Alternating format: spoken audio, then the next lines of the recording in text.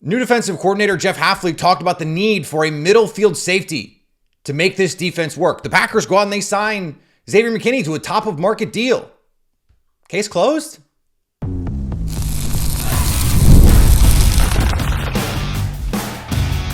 You are Locked On Packers, your daily Green Bay Packers podcast. Part of the Locked On Podcast Network, your team every day.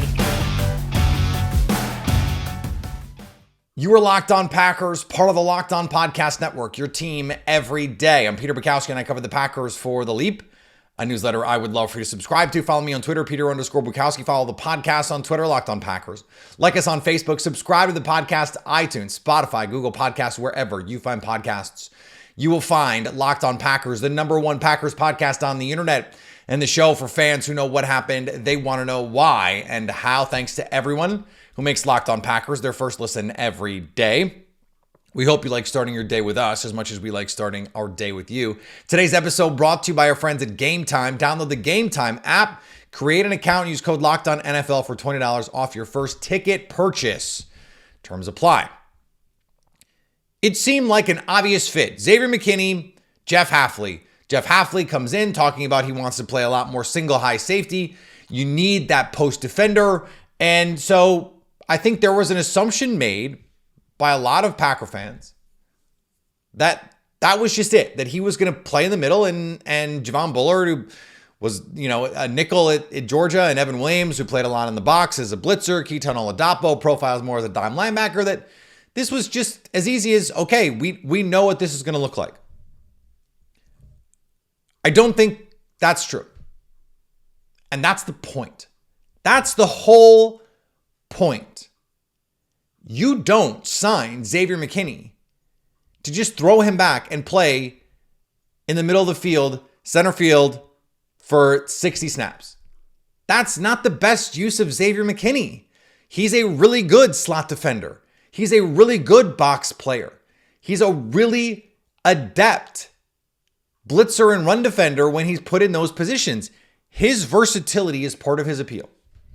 The same is true of Javon Bullard, whose best spot to me is in the slot, but we've seen him do things middle field, half field, in the box. He's a willing tackler and run defender.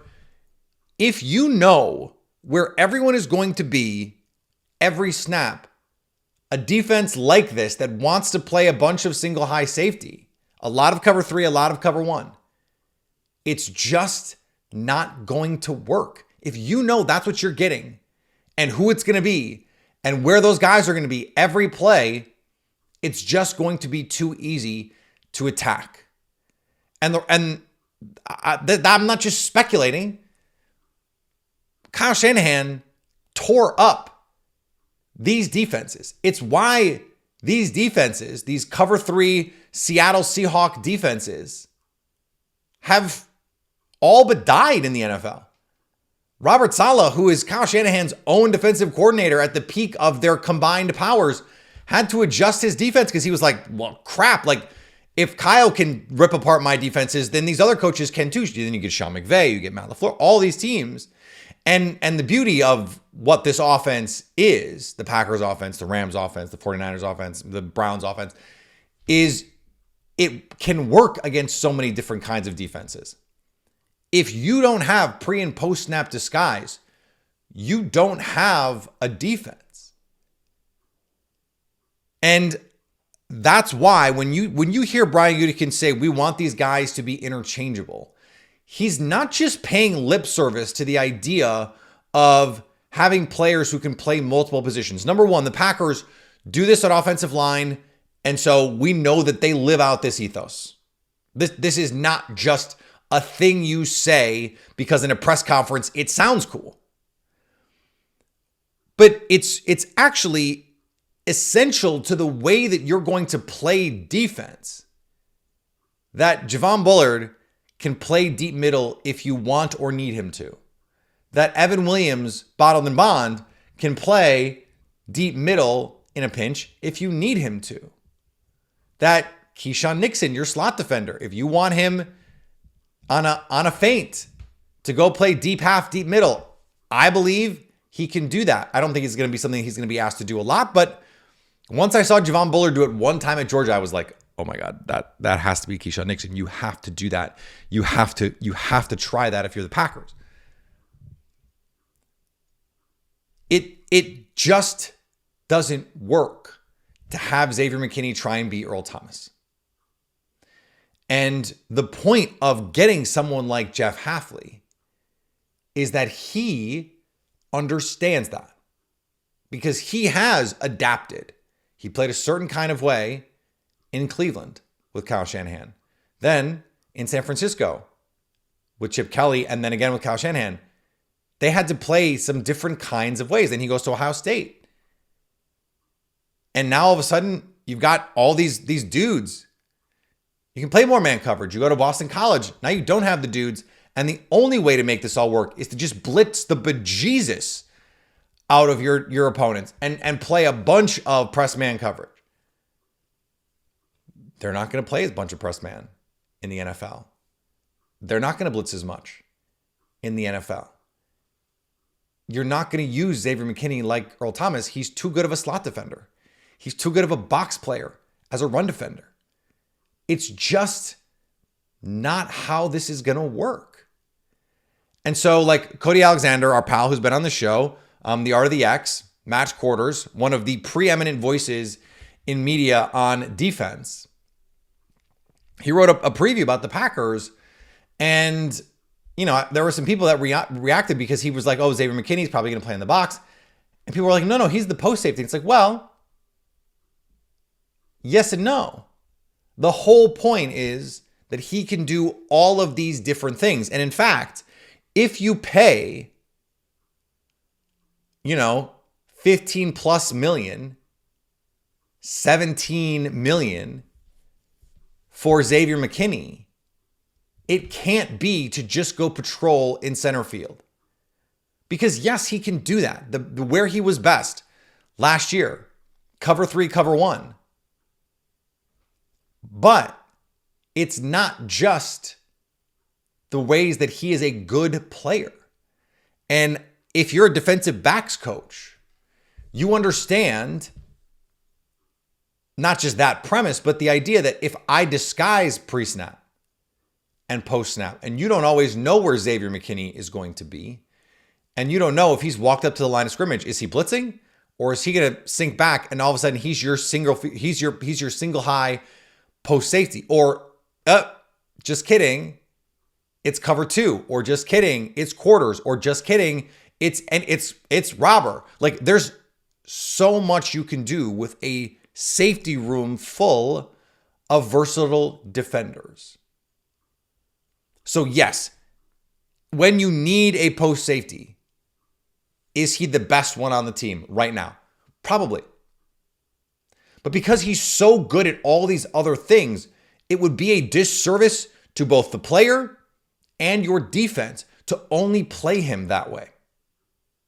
And I know that, we've been talking about the Jeff Hafley defense and what's it going to look like and these questions.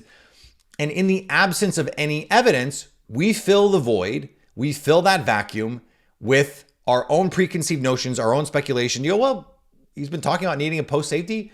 They signed Xavier McKinney to all this money. He's your post safety. Well, yes, he will be, but he will also be these other things because he's also really good at all these other things. If you want him to play, if you want to man him up against a receiver in the slot, he can do that. Or a tight end or a running back, he can do that. He's really good at that, in fact. But if you wanted to play single high, cover 3, he's really good at that too. So having all of these skill sets, I think for some players, you go, well, he's a jack of all trades and a master of none. Well, that's not true. As a single high safety, he's really good. As a slot corner, he's really good. He has some defined traits where you go, okay, these are the best ways to use him. And they happen to fit the way that the Packers want to play. A lot of cover 3, a lot of cover 1. That's a lot of single high safety.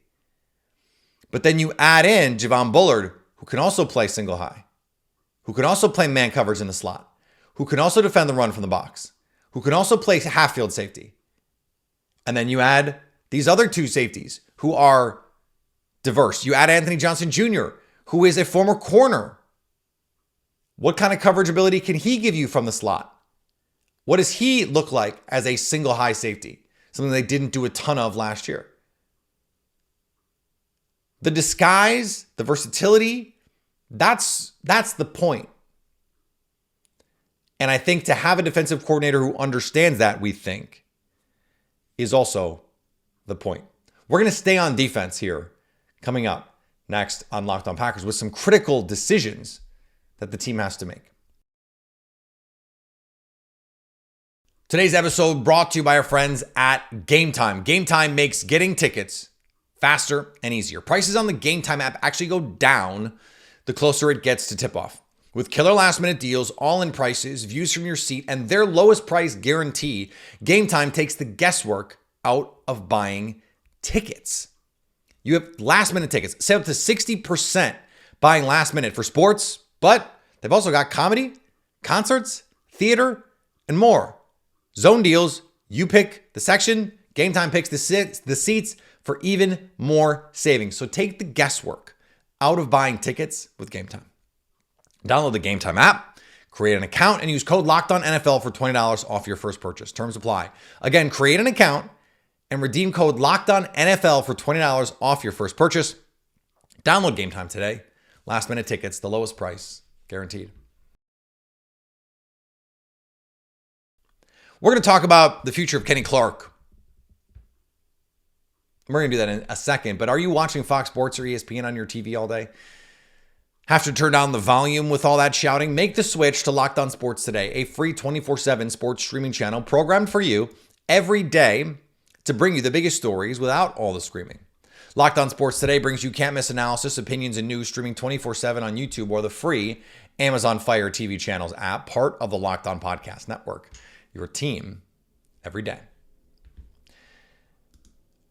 I was thinking about this Kenny Clark situation and why it hasn't been resolved. And I think ultimately the most likely outcome is the Packers re-sign Kenny Clark. He is a special player.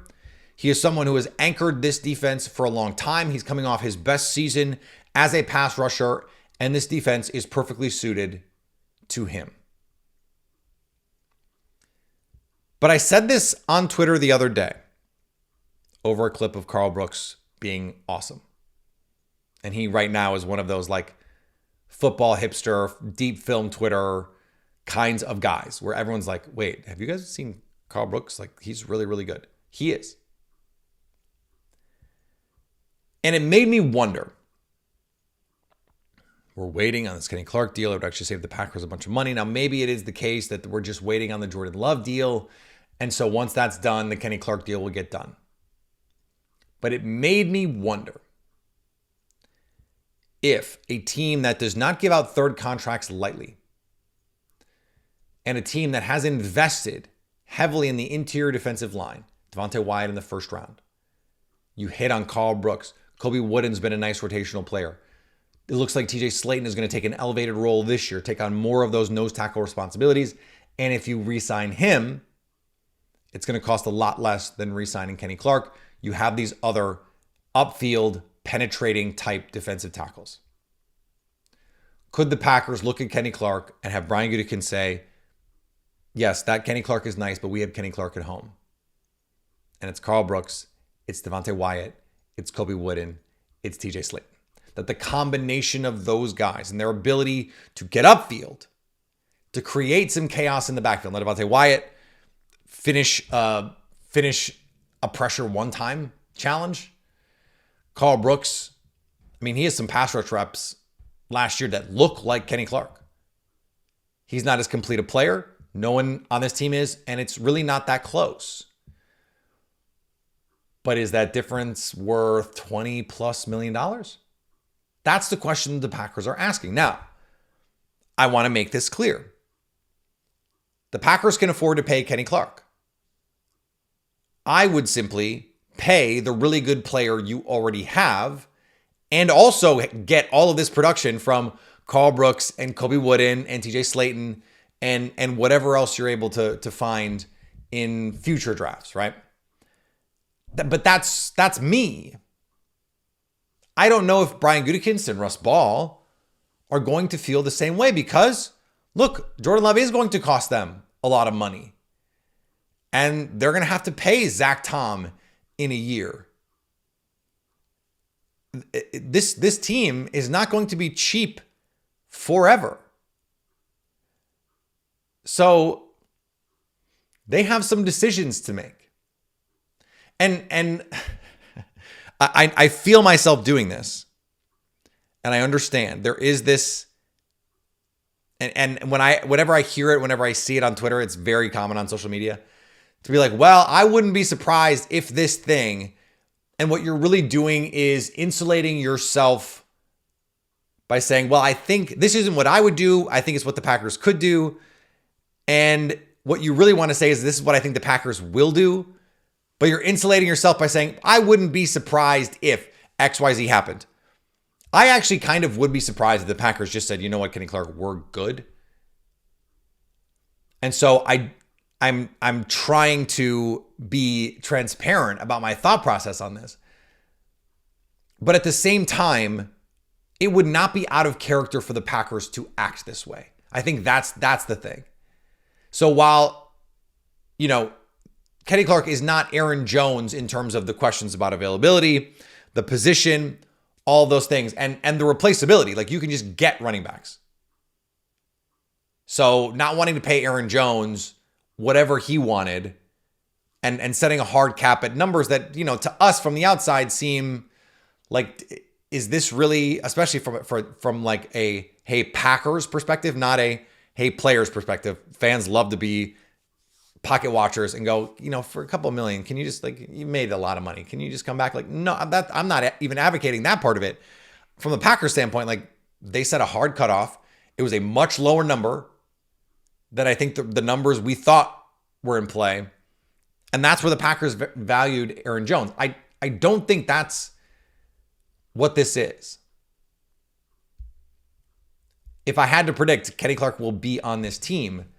But the fact that Karl Brooks played as well as he did last year, that Devontae Wyatt showed as much pass rush juice as he did last year, and that this defense is ideally suited to magnify the traits that those guys have,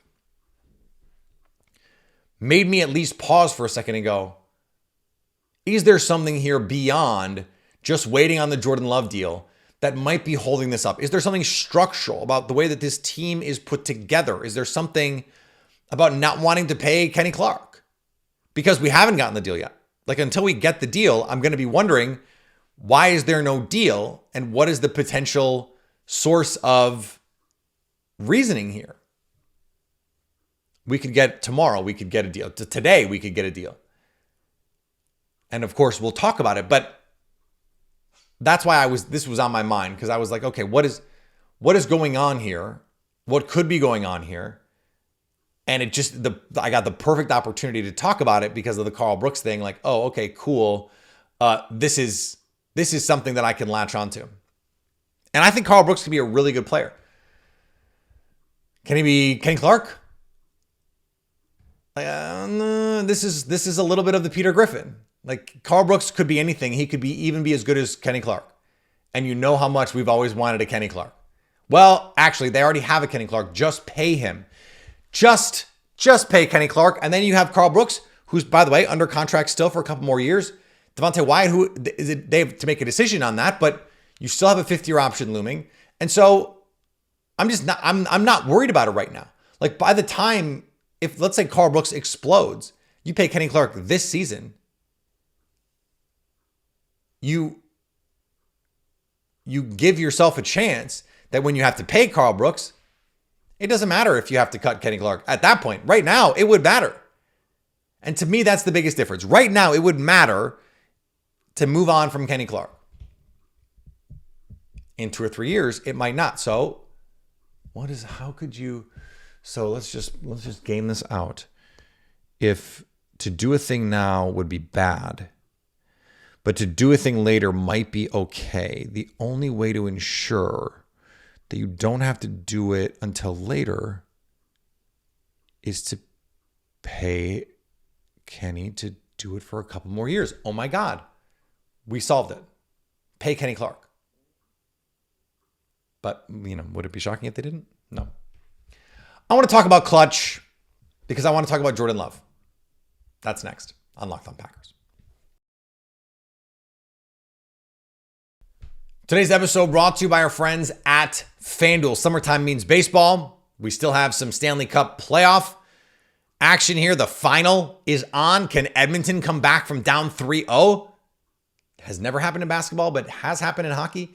You can bet on all of it at FanDuel. Right now, new customers get $200 in bonus bets with any winning $5 bet. I've been telling you, the Packers overs, the Jordan Love overs, the win total overs, the division odds, the Super Bowl odds are only going to get shorter. I think I have the Packers at 25-1 to win the Super Bowl. It's 18-1 now. Okay, so get on it before it gets any shorter. $200 in bonus bets that you can use to bet on everything from Finals MVP to who's going to hit one out of the park. Visit FanDuel.com/lockedon and add a big win to your summer bucket list. FanDuel, America's #1 sportsbook. We're going to finish up here with Jordan Love, but Locked On has launched the first ever national sports 24/7 streaming channel on YouTube, and now it's also available on the Amazon Fire TV in the free Fire TV channels app. Locked On Sports Today here for you 24/7, covering the top sports stories of the day with the local experts of Locked On, plus our national shows covering every league. Find Locked On Sports Today now available on the free Fire TV channels app. So Arif Hassan, who mostly covers the Vikings, which I know is going to cause some of you to dismiss his work out of hand. I understand the impulse, and I support it. But he wrote this really lengthy piece for Wide Left, which is his Substack. And it looked at this idea of clutch play. And there's two reasons why I bring this up. The first and most important, I think, is the criticism that I hear most often when other fan bases want to talk about Jordan Love and, oh, the season, it's half a season, and look at how the season ended. And you go, clutch play, is this really something to think about? And the conclusion that Arif comes to, based on, a mountain of data and other people's analysis and his analysis, and it is an exhaustive piece. I mean, there's thousands and thousands of words. Is yes, there is such a thing as clutch, but only insofar as players are clutch relative to their talent. Good players tend to just be good. And this is good for Jordan Love. The problem with any clutch stat is sample size. And so if you don't get that many opportunities, you're not going to get great data on how someone performs in those situations. That actually, if we're talking about trying to predict, and that's really the only thing that matters. And this is something I've come to understand about a lot of this data, is if we can only define it based on looking retrospectively at it, which is often what happens with clutch. Oh, they're clutch because we think they're clutch, and we went back and looked at their numbers, and it turns out, yes, they are. If it's not predictive, it's usually not particularly useful. That's not always true, but that tends to be the tensile test for these things. And by and large, clutch performance is not predictive. It's like a stock. Past performance is not indicative of future performance. Past clutch performance is not indicative of future clutch performance in a meaningful way. But the good quarterbacks tend to be good. There are some outliers. There are some quarterbacks who, you guys tend to underachieve. Over the course of their career, that can be true. This is one game. So let's pump the brakes on that part of it. The other thing that I think was really interesting in this analysis, which is something I had not seen before, was an explication of some of the data around pressure. And I'm sure everydayers have heard me say on this show that pressure performance can be volatile and it's not particularly sticky. And it is the case that it is volatile, that a player, a quarterback who is good against pressure one year could be bad against pressure the next. That is true. But it isn't the case that it's meaningless, that there's no signal at all. In fact, it turns out that over time, the more opportunities players tend to get, the more they show us who they are. And this makes sense, right? Jared Goff, over the course of his career, he's had really good performances. And when he's kept clean, he's really good. And we know because over the course of the season, you have way more clean pockets. And so you are who you are most of the time. Clean pocket data is the best data because there's more of it. And because it is who you are most of the time. Even a quarterback who faces a lot of pressure, faces pressure like 35% of the time, which means 65% of the time, you got a clean pocket. So you are that person most of the time. But over time and over many, many, many more reps, like it might take 5, 8, 10 seasons to have as many pressure reps as you have in 1 or 2 regular reps from a clean pocket. That's not quite how the math works, but it's probably 2 to 1 in most cases, 3 to 1 if you're really lucky in a given season. That can be predictive. That's the key piece over time. Doesn't mean it always is, but it is indicative of something. And it's not just a reflective idea. It's not just like, oh, hey, let's look back at all this stuff. No, it can actually tell us something about what the future holds. I'm not ready to go there with Jordan Love. It is just one season. But I think if you put these two things together, that over the course of the year, Jordan Love performed from a pure production standpoint as a top 10 quarterback, that says good things about what he can potentially be in clutch moments. And we saw him perform in clutch moments against the Saints to come back and get that win, down 17 points in the fourth quarter. Against the Giants, came back. A game where he wasn't playing particularly well and gave his team a chance. The Packers just couldn't stop Tommy freaking DeVito. Well, that's a Joe Barry problem.